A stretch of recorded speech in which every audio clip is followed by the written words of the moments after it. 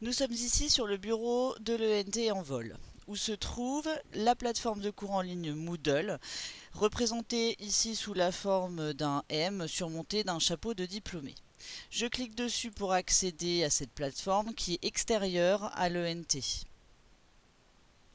J'arrive donc sur un nouveau bureau où je retrouve l'ensemble des cours que j'ai déjà créés depuis le début de l'année.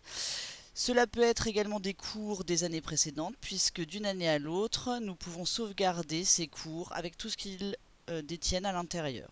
Je choisis un cours, je clique sur Héros célèbres du 19e siècle, du misérable au parvenu, donc un cours de français mené en quatrième.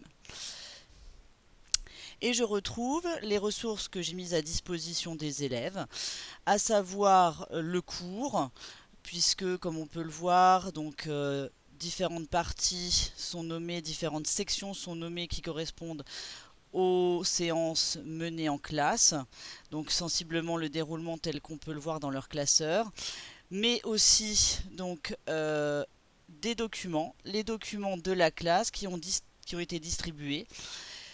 Ils sont remis ici donc pour usage, soit en direction des absents, soit en direction des élèves plus négligents qui auraient besoin de se reporter aux documents.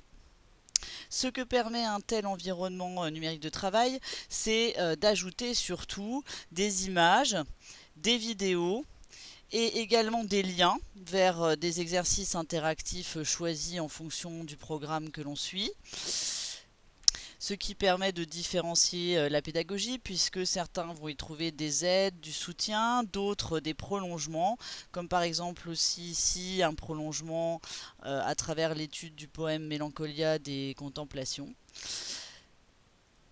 Moodle permet donc de mettre à disposition toutes ces ressources. Il permet aussi d'en créer, comme par exemple ici le test sur Victor Hugo. Donc, dans la section 3, l'engagement de Victor Hugo, donc j'ai inscrit une consigne en préparation à la séance sur l'engagement de Victor Hugo. Visionnez cette vidéo et faites le test ci-dessous. Comme on le comprend à travers cet exemple, Moodle favorise la pédagogie ou la classe dite inversée, puisqu'on peut y déposer n'importe quelle ressource et demander une première réflexion, une première approche. La vidéo est donc accompagnée d'un test fabriqué à l'intérieur de Moodle, donc sur lequel je vais cliquer pour montrer un certain nombre d'exemples de questions.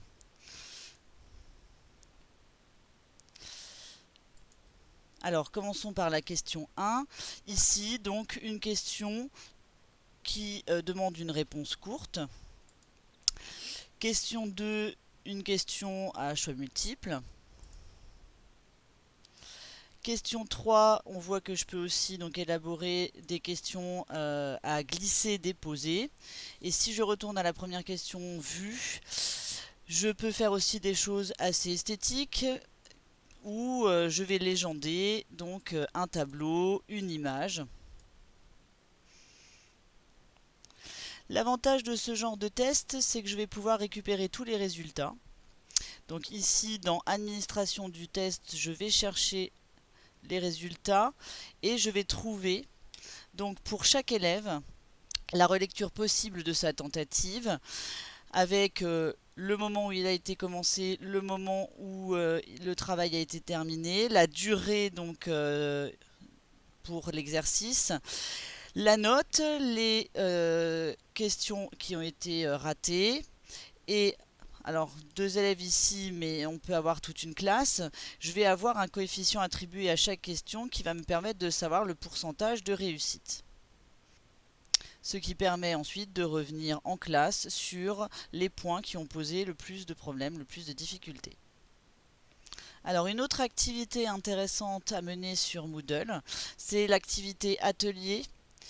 Donc quand je descends ici sur les personnages des Misérables et de Colomb de Gueux, donc a été menée cette activité qui a permis de faire des fiches d'identité de chaque personnage important de l'histoire. Alors voilà un exemple de fiche. Donc il s'agissait de retracer le parcours du personnage, de relever sa description dans le roman, d'en enregistrer une lecture expressive que l'on peut écouter ici. Les Misérables, description de Fantine. Fantine était un de ces êtres comme il en éclot, pour ainsi dire, au fond du peuple, sorti des plus insondables épaisseurs de l'ombre sociale. La suite du travail était de faire une analyse de cette description, de l'enregistrer également et de proposer des images. Alors ce qui est intéressant dans cette activité, c'est que vous pouvez en attribuer l'évaluation au pair. Donc c'est le cas ici, on voit que j'ai rédigé un certain nombre de critères auxquels j'ai attribué donc un barème, 4 points. Et pour chacun des critères, une élève, ici donc Océane, a attribué un certain nombre de points et ajouté pour chaque paramètre un commentaire. Additionné, donc on obtient une note de 15 et donc ce qu'on appelle le feedback général, c'est-à-dire l'appréciation de retour sur le travail, a été donc complètement rédigé par l'élève, comme le ferait le professeur. Un autre point fort de Moodle, je vais changer de chapitre pour y avoir accès, c'est la création d'un glossaire. Alors, si on va dans exprimer ses sentiments, on va trouver deux activités très intéressantes. La première, donc l'activité base de données, représentée ici sous cette forme, qui m'a permis de construire avec ma classe un recueil de poésie numérique. Si je clique dessus, donc j'accède à un sommaire, donc qui me présente tous les poèmes écrits, alors une dizaine puisque le sommaire contient 7 pages. C'est un recueil qui est constitué de 70 poèmes.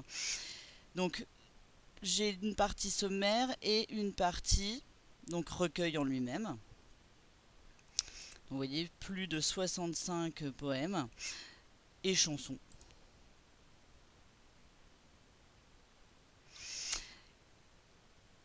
C'est ce que j'ai pu construire avec eux au démarrage d'une séquence sur la poésie.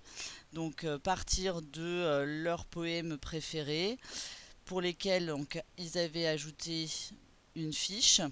Donc il s'agissait pour chaque fiche de définir s'il s'agissait d'un poème ou d'une chanson, de donner le titre, d'associer une image, ici l'auteur, ici choisir le siècle, copier-coller le poème, analyser le type de vers et aussi les thèmes abordés.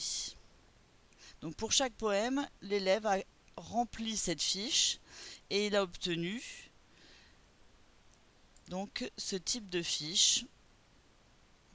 Alors avec ou sans images, pour certains ce fut plus difficile d'intégrer les images, mais voilà, un exemple. Et donc quand je regarde le poème lui-même, on voit que certains mots sont d'une autre couleur en jaune, et si je clique dessus, j'obtiens une définition. Alors, c'est la deuxième activité intéressante de cette séquence, c'est que nous avons pu créer ensemble donc un glossaire collaboratif qu'on peut voir ici. Ajoutez dans ce glossaire collaboratif les définitions des mots de vos poèmes ou des mots de la poésie. Après avoir ajouté, contribué donc au recueil, la tâche était de d'en définir les mots les plus difficiles. Ce qui nous a permis d'avoir un glossaire propre à ce recueil, mais aussi propre maintenant à l'ensemble de notre espace Moodle, puisque si je vais dans une autre séquence et qu'un mot du glossaire est proposé, je vais de la même manière pouvoir en consulter tout de suite la définition. Donc cela permettait à tous les élèves, à la lecture de chacun des poèmes, d'un poème de leurs camarades, de pouvoir avoir en direct l'explicitation des termes les plus difficiles. Le glossaire comprenait donc les mots difficiles des poèmes et aussi les mots de la poésie. Ce sont bien sûr eux qui ont créé ce glossaire et le professeur a revérifié. Dans un tel espace, vous pouvez également donc ajouter tous vos objets numériques, créer via d'autres applications, via d'autres sites internet. Je vous donne un exemple ici avec un journal numérique réalisé à l'aide du site MadMags. Donc cet objet numérique est un journal en ligne que j'ai pu donc intégrer à notre espace. Et donc tout autre objet numérique peut être donc ajouté et consulté dans notre espace. C'est donc un tour d'horizon des possibilités de Moodle. Il y en a bien d'autres qui sont encore à explorer par les professeurs selon leurs objectifs, selon leurs thèmes.